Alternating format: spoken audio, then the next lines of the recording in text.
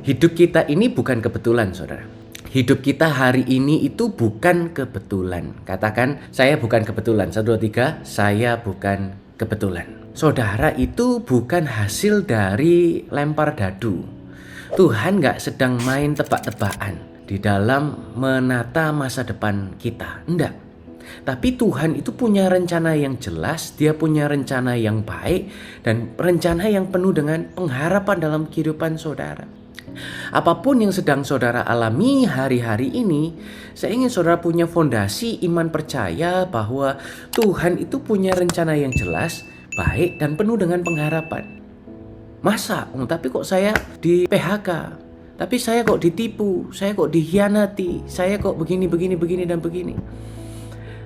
Di balik semua apapun yang buruk saudara alami hari-hari ini, Kitab Yeremia pasal yang ke-29 ayat yang ke-11 di sana dikatakan bahwa sebab aku ini mengetahui rancangan-rancangan apa yang ada padaku mengenai kamu. Demikianlah firman Tuhan, yaitu rancangan damai sejahtera dan bukan rancangan kecelakaan, untuk memberikan kepadamu hari depan yang penuh pengharapan.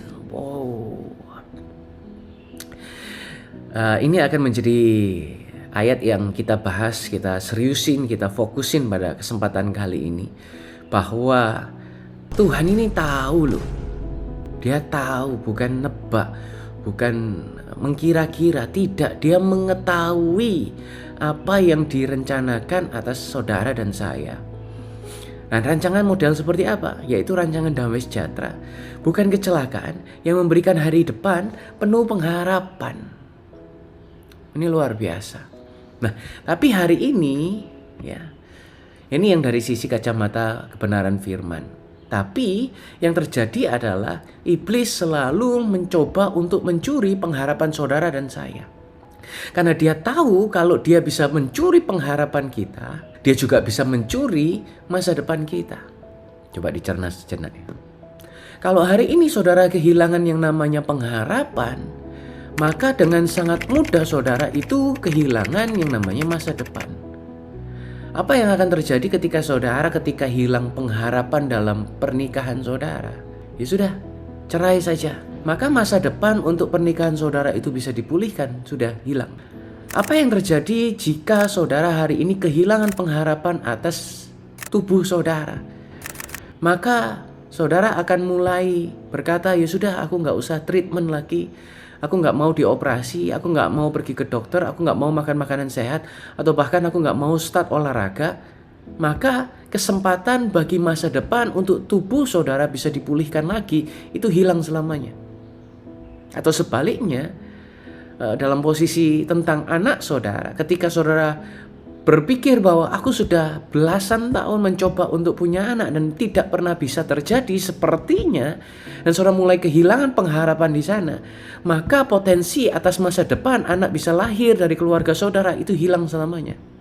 Karena saudara sudah gak mau lagi mencoba, atau bahkan untuk put in effort aja udah gak ada. Untuk mau melakukan coba saja itu sudah ada. Maka hasil daripada masa depan itu sudah tidak lagi ada dalam kehidupan kita. Bahkan bukan cuma sampai masa depan saja yang hilang. Yang lebih parah lagi, iblis mulai menanamkan benih keraguan tentang karakter Tuhan dalam kehidupan saudara dan saya. Ayo kita berdiskusi sejenak. Pernah enggak saudara mempertanyakan eksistensinya Tuhan? Tuhan ini beneran baik enggak ya?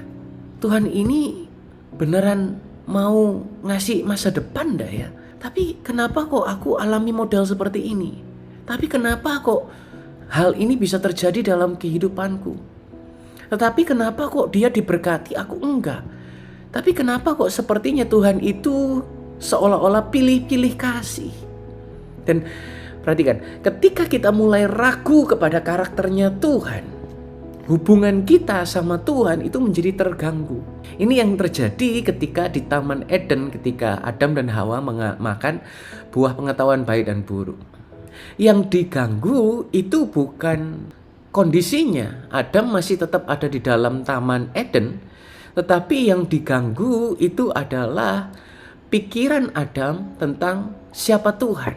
Adam mulai malu dan Adam mulai sembunyi dari Tuhan. Ketika kita mulai ragu kepada karakter Tuhan, hubungan kita sama Tuhan itu menjadi terganggu. Dan kita menjadi mulai menjauh. Dan disitulah iblis menang. Maka dari itu hari ini saya mau ingatkan siapapun saudara. Ketahui dan percayai bahwa Tuhan itu tetap baik. Katakan Tuhan itu tetap baik. 1, 2, 3, Tuhan tetap baik. Dan masa depanmu itu aman dalam tangannya. Saudara diciptakan untuk mendapatkan yang lebih. You are made for more. Ini yang Tuhan mau nyatakan dalam kehidupan saudara.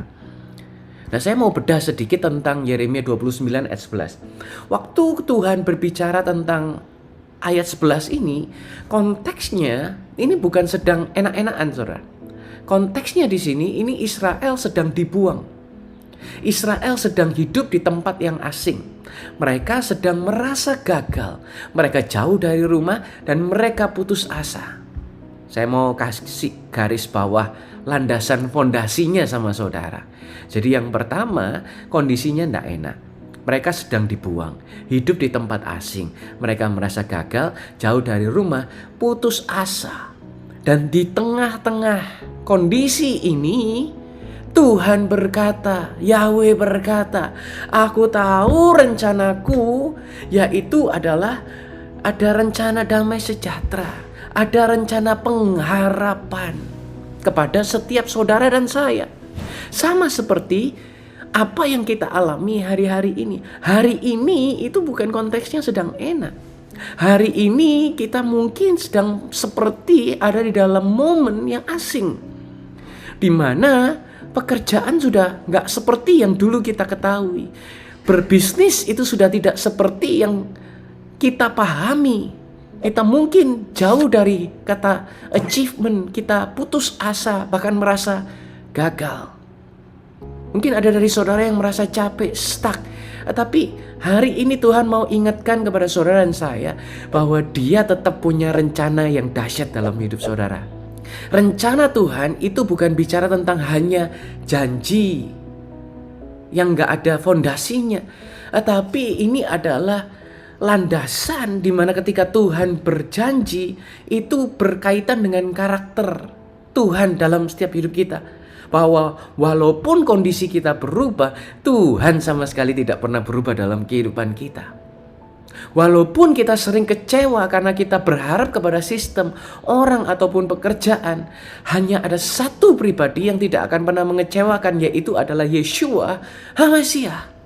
Maka dari itu izinkan saya pada kesempatan kali ini untuk menyatakan kepada saudara bahwa ada 3 kunci melangkah masuk dalam masa depan bersama dengan Tuhan. Yang pertama yang perlu kita pahami yaitu adalah Dia tidak pernah meninggalkan kita.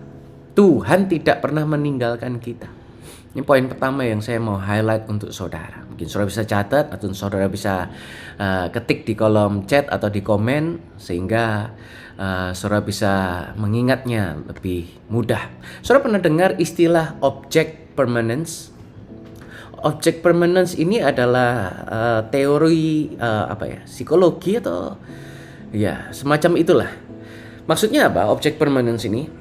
Jadi walaupun benda itu tidak terlihat, bukan berarti benda itu tidak ada. Saya ulangi lagi, walaupun sesuatu itu tidak terlihat, bukan berarti sesuatu itu tidak ada. Nah, kesempatan kali ini saya bawa anggur perjamuan. Karena nanti sebentar kita akan melakukan perjamuan kudus. Saudara tahu ini, anggur perjamuan ini dari tadi saya sembunyikan di sini. Walaupun saudara tidak melihat, bukan berarti anggur perjamuan ini tidak ada.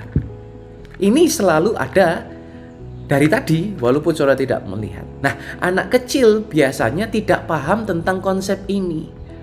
Anak saya terutama. Kalau dia tidak melihat mamanya, dia nangis. Dia merasa bahwa ditinggalkan. Padahal mamanya sedang ada di kamar mandi. Dia kira mamanya itu hilang. Tapi berbeda ketika si anak ini sudah mulai tumbuh dewasa. Ketika balita gitu mungkin dia nggak tahu, ketika nggak dilihat dia anggap itu hilang. Tapi ketika anak ini sudah mulai beranjak untuk mulai masuk SD mungkin, dia mulai tumbuh, dia mulai belajar, walaupun tidak dilihat, dia akan cari. Misalnya mamanya pergi ke toilet, dia akan pergi ke toilet, dia akan mencari dan memastikan ada enggak di toilet. Nah, saya rasa object permanence ini ada kacamata rohani di dalam kehidupan saudara dan saya.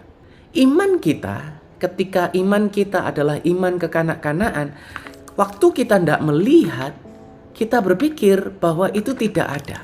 Tetapi berbeda ketika orang itu memiliki sebuah kedewasaan rohani. Orang yang dewasa rohani adalah tetap percaya bahwa Tuhan itu mengasihi dia walaupun tidak kelihatan, walaupun tidak terasa, walaupun ketika doamu belum dijawab. Dia tetap percaya bahwa kasih Tuhan itu tidak berubah, walaupun saat hidupmu tidak lagi baik-baik saja. Maka dari itu kesempatan kali ini saya ingin encourage kepada saudara, Tuhan tidak pernah meninggalkan saudara walaupun kita tidak bisa melihat.